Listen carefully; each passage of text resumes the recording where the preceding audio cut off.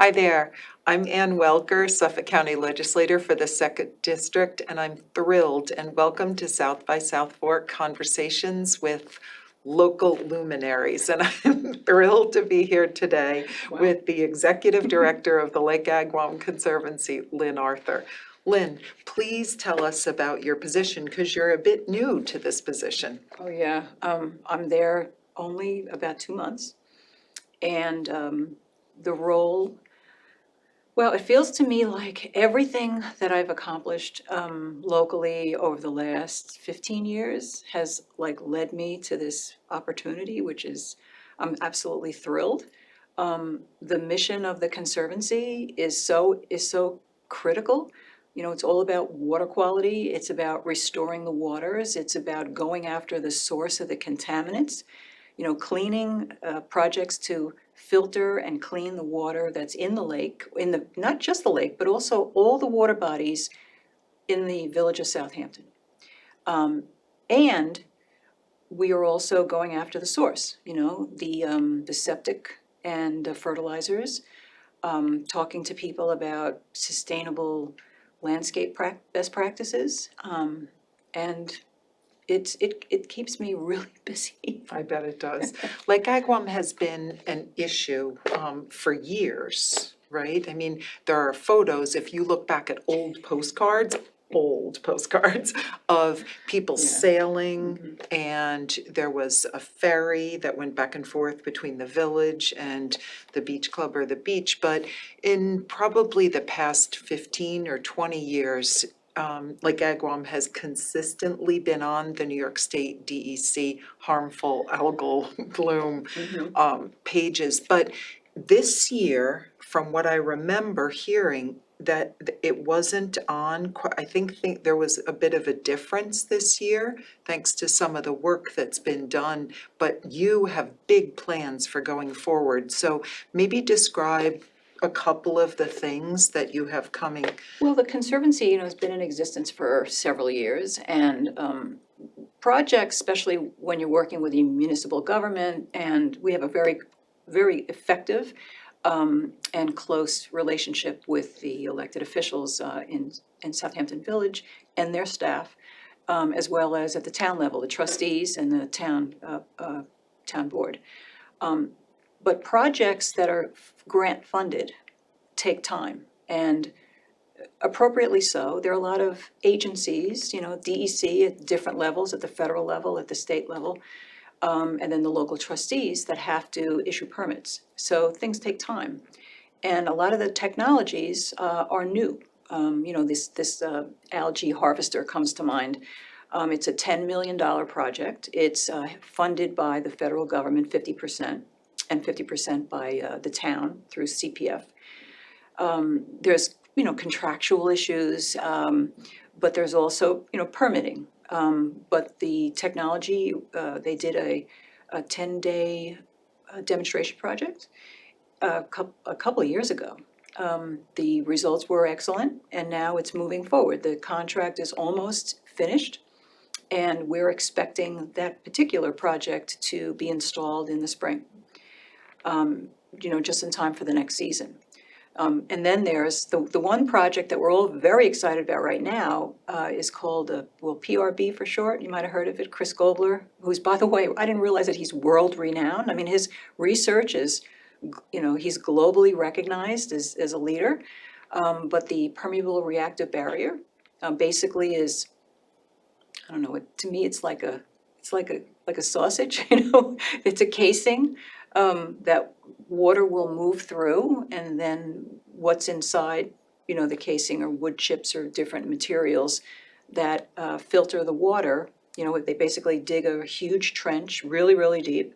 They've determined through borings and sampling where the water is moving towards these various water bodies, and in this case, the PRB is going to be installed on the northeast corner of Lake Agawam, right kind of where Dozier Park is. And we're just waiting, I believe, for one last permit to be issued, and that project could happen as soon as next month. Oh, that's wonderful, I'm so glad. And so after the installation, there'll be monitoring of and who will do that? Actually, Gobler's team from Stony Brook Oceanic, Marine and Atmospheric Science, don't always get that right. They have technology, they're gonna monitor the water as it moves to the PRB, and then they're gonna also measure it on the other side. So they can actually, create metrics to measure the effectiveness. And can you speak a little bit more about what it actually is that they're measuring and the differences between No. what? I'm here 2 months, and as you know, I've been doing energy for 10 years. Okay, so then you're gonna have to come back I will come back and in another I'll- few yeah, months? a quiz. Oh soon to yeah, this follow. wasn't meant to be a quiz, I'm terribly sorry, but thank you for. But my understanding is it's going to filter some of the, nitrogen, Mhm. phosphorus, Perfect. contaminants from wastewater that's moving in the direction of the lake and creating the harmful, it's basically the combination of all these things, fertilizer, herbicides, pesticides, and wastewater, and also stormwater, because stormwater has petrochemicals, phosphorus, I guess, I'm not sure. But it's the mixture, of all of this that creates the conditions for the harmful algae bloom to happen. And if you look, I was looking the other day, there's some really great, by the way, online documents that's accessible to everyone, where you see how this algae harvester is, kind of corralling the algae. And it's like 6 inches high. And it goes into the machine and it's like a sausage machine. It comes out the other side and they create fertilizer from it. But it's just remarkable. I mean, until I was in this position, I never really paid attention. So you're gonna learn so much, Oh, that's it's- so exciting. It is. Yeah, it's Yes, cool. you're probably learning so much every single day. Mhm. Now, there's also projects, so we've spoken about the northeast corner of Lake Agawam, just sort of in the village, like downtown business area. But there's also an area that's on the southeast corner, the bioswale. Yes. Can you talk a little bit about that yeah. and maybe just talk about? Bioswales, we're big on bioswales. In fact, the Conservancy raises a lot of money to fund the bioswales. We hire, we look at various landscape people. We work with them to design the bioswale, and then hire them, to actually do the planting. But it's really important. I've learned these new terms. There's like the hardscape, which is the preparation of the land or the edge of the water body. Again, there's a lot of permitting involved. The village, this is where the public-private partnership works best. The village hires a company to issue the competitive bid for whomever is going to, dig up the land and prepare it, with stone and do the design to prepare for planting. And then we come in after to work with a landscape company to design the plantings. And in some cases, like the project you're talking about on the southeast side, which is tremendous, that Phragmite, it's like thousands of feet of Phragmite that's all gonna be removed. And it's a combination of, plants that are this, and again, a new term for me, phytoremediation. Cool, right? Phytoremediation, are the characteristics of a plant that filter. So the contaminants hit the plant and sometimes it gets trapped in the root system. Sometimes the contaminants are absorbed into the stem. Sometimes then it goes out into the leaves. And other times the contaminants then are transformed into a gas and released in the atmosphere. But the bottom line is, by the time that happens, it's 10% or less of what it, of the impact it would have been if it just flowed through. So these bioswales are incredibly, the science behind them is just incredible. But fundamentally, what they are there to do is filter. And so working together, again, with the village and with whomever the contractor is that does the hardscape, again, it's a really impressive, organizational structure. It's so exciting. And that one in particular, I understand, is going to have some aquatic plants. I've not heard that before. Most of the other bioswales, like the one, for example, across from Rogers Memorial Library, which is it's just stunning. It's in a depression where they took two storm drains and they basically opened it up for, I think it's like 200 feet by maybe 50, but they opened it up and then the plantings are on the side, but mostly in the bottom.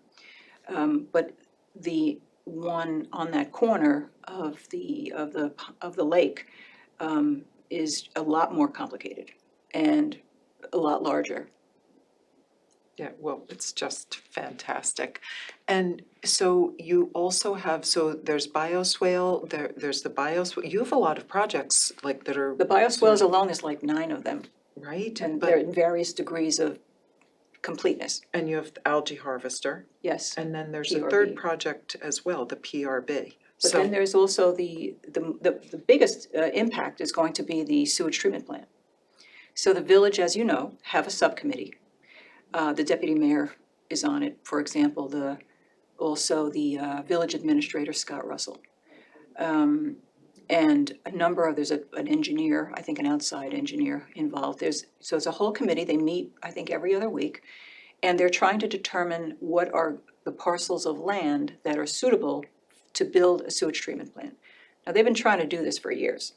And it's obviously very difficult because whenever they find a parcel, there's, neighbors and people are concerned. But most recently, what we've done, the Conservancy, because we do advocacy as well, we use our relationship with SOMAS, and that helped us get to some of the leadership at Stony Brook University. And now Stony Brook University is talking with that committee about the idea of them, the committee entertaining Stony Brook University for the siting for this sewage treatment plant, because Stony Brook University happens to be right now going through a process to redesign housing. Apparently, they're gonna have some workforce housing, they're gonna take the dormitories down, or they're gonna, I don't know the details, but they need a sewage treatment plant for that purpose. And there's some kind of a large grant that looks favorably upon, partnering with other municipal entities. So if there's a shared, it makes their application for that grant money, I guess, stronger. of course. So that would be for the downtown area, but there are many residences that also fall Right. within the watershed. So if you could talk a little bit about perhaps what a watershed is, because many people don't know and they don't realize that it's not just the shorefront properties Right. that impact water quality in a lake or pond, but that it's much more involved. And also maybe speak to the Conservancy's work going forward with residential homeowners. Oh, thank you. Thank you for that. That's actually our big focus right now, is there are tremendous grants available for residents to take out their aging septic systems and replace them. And you literally can, if you have a 4-bedroom home, the cost of the system, or my understanding, is, can be somewhere in the 30 to 35,000, maybe a little bit more, depending upon what landscape, is disrupted. But between the state, the county, and the town of Southampton, and East Hampton, by the way, similar. I can't speak to this East Hampton town rules because I haven't, looked at that. But in the town of Southampton, you're eligible without any kind of income verification for up to $60,000. And that includes there are 2 of the 3 grants you can utilize for disruption to your landscaping. Although, what we warn people is that make sure you take a lot of photos of it, because we're not gonna replace, your old landscaping with something completely different. But they will approve any disruption to what you have. And if you're low income eligible, there's an additional $10,000. So it's literally, for many people, it will be free. The process, though, for applying for these grants is quite, it's complicated, although I've been through it now myself. And, you know, when you have someone sitting with you to help you fill things out or fill it out for you, which is what we do, by the way, it can be done in like 30 minutes to an hour. Oh, that's great to hear. Yeah, and so what we're doing is working with, in fact, we're gonna have an outreach program in Southampton Village, very similar to, you know, what we've done in the past, because we find if we go to where people gather, we provide some education, but we also hold their hand, we sit with them, we answer their questions, and we fill out the paperwork with them or for them. That's the way to move the needle on this. And what we really would like to do is get everyone in the village to apply. Because you don't have to make a decision now, but you need to get in line for the money. And think of your homeowner having peace of mind. Like the first thing people say, you know, in response to this is, how can I afford this? You know, it's massive, and I just can't wrap my head around, you know, what's involved. So we have a great partnership with the Stony Brook Center for Clean water technology. Clean Water, thank you. Yeah, headed by Chris Gobler. There's a gentleman named Tom Varley, who, you know, so he and I are working together to start to roll this out. Oh, that's fantastic and super exciting and so important, because that hand-holding is really important. And also just your level of knowledge and experience and expertise, the fact that you've gone through that process. Now, Lynn, you've been in this position for 2 months, but you're a bit of a busy bee, because you're not only executive director of Lake Agawam, of Lake Agawam Conservancy, you're also the Southampton Town Sustainability Committee co-chair. Right. So, and talk a little bit about that in case people aren't familiar with what the Sustainability Committee does and how much you do. So the Sustainability Committee, I joined the Sustainability Committee. I was actually recruited off the dance floor by Dieter. Dieter was the co-chair before. He's a tall German, very gregarious. Yeah, he can be very convincing. We were, anyway, it's a story for another day.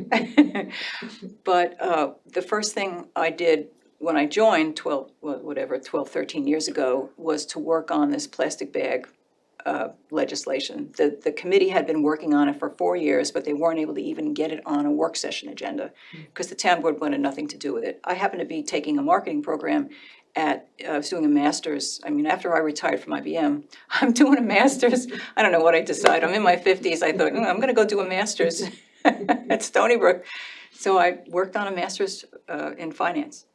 And I was taking a marketing course, and I had to write a course program, so I wrote a marketing plan for the plastic bag ban. Oh my gosh. And then we executed the marketing plan, and 4 months later, we had legislation.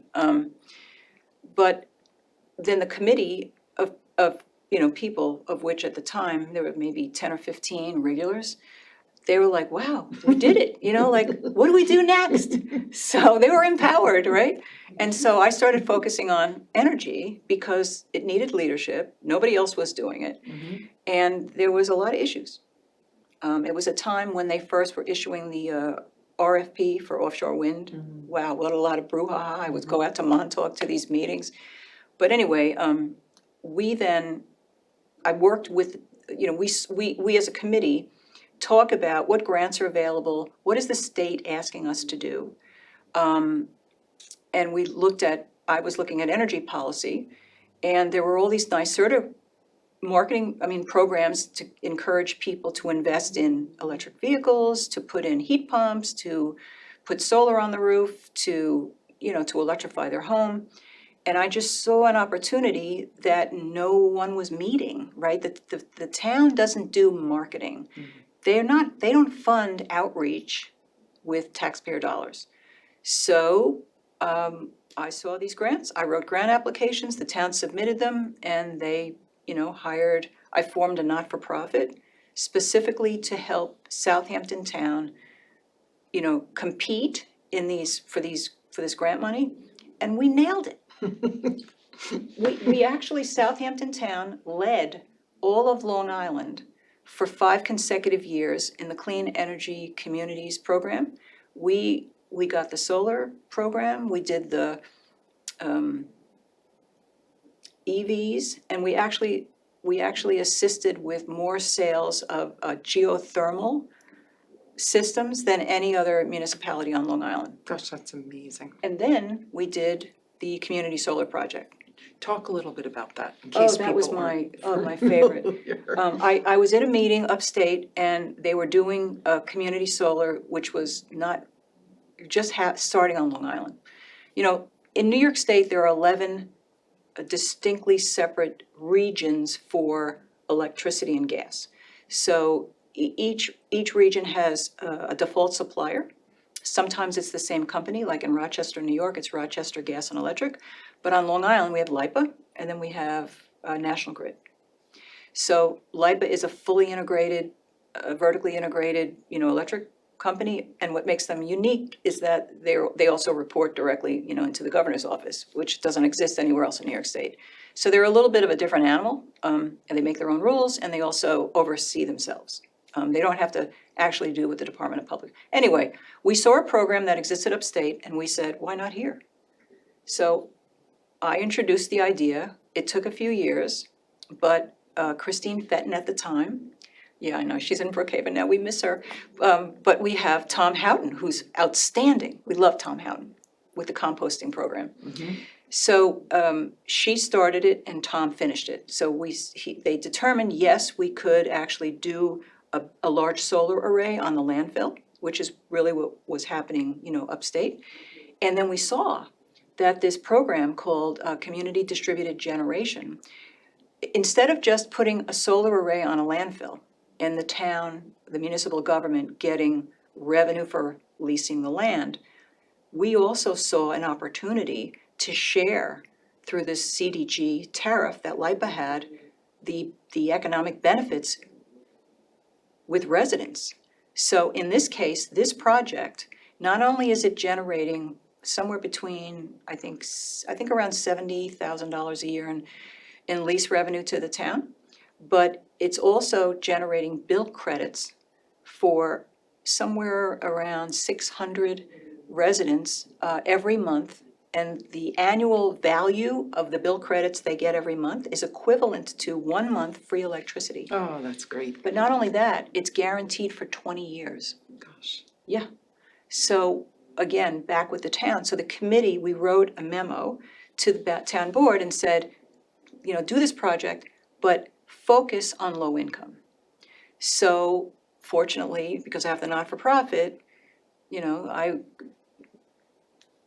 was hired to then go to all these communities and, again, present the material, educate them, get them comfortable, because it's a town program, there's trust, and get the people to sign up and enroll them. And now everybody's getting, not everybody, 600, homes, households are getting free electricity, Right. Equivalent to 1 month a year. And I think it's the Conservancy learned of the work that I did, all of these things, and that's how the connection was made. It's fantastic. You brought or you sent some material to us today. Can we share that? It was, Sure. did you, you sent us, right, a PowerPoint or some photos? Did you? Yes, this. Oh, wow. Sorry, I was sort of stumbling with Oh, that. I'm so happy. So talk a little bit about this, Lynn, because Cool. it's such a good graphic. Oh, great. So, yeah, we just made this yesterday. So the idea behind this chart is that one of the points is the volume of wastewater and the speed at which it travels underground into the various water bodies. Now, this picture is only illustrating the watershed, which I didn't explain earlier, and I will now, for 2 watersheds. But the fact of the matter is, under the ground, it's the contour of the land, the composition of clay and sand, that creates like a funnel.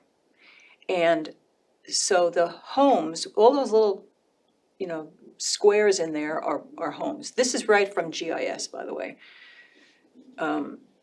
So the wastewater from all those homes are then, moving towards the water body within that teardrop. And the speed at which it's moving is color-coded. The pink, is 0 to 2 years. So if you have a 4-bedroom home and you happen to be on the lake, you're literally dumping 160,000 gallons of wastewater into the lake every year. And it's mind-blowing. Well, it's not going into the lake, but it's going into the groundwater, which, is moving towards the lake. The other thing that this doesn't show is that there are a lot of streams. It's not just the teardrop that's contributing to, in that case, Lake Agawam, and that other body of water with the teardrop is Old Town Pond. There are lots of streams and tributaries, and there's lots of pathways that this wastewater is moving. So people who live in these other areas should not conclude that they're not contributing to the harmful algae bloom problem. And then the pie charts came from the Suffolk County Subwatershed report. That report is awesome. It has a lot of really good data in it. And the point that I want to make on that is that the two major sources of these contaminants, wastewater far and wide, that's the number one pollutant. And then the other is fertilizer. Fertilizer, herbicides, all these chemicals that we put on our property get washed into the groundwater. Right. Thank you so much, Lynn. Our time is pretty much up for today, but wastewater didn't used to be a conversation that was Oh, you should see me at cocktail parties. I'm very popular. Thank you for being here, and good luck. Best of luck to you in your new Thanks. position. Thank you. You bring so much to it. It's wonderful. We're lucky to have you, for sure.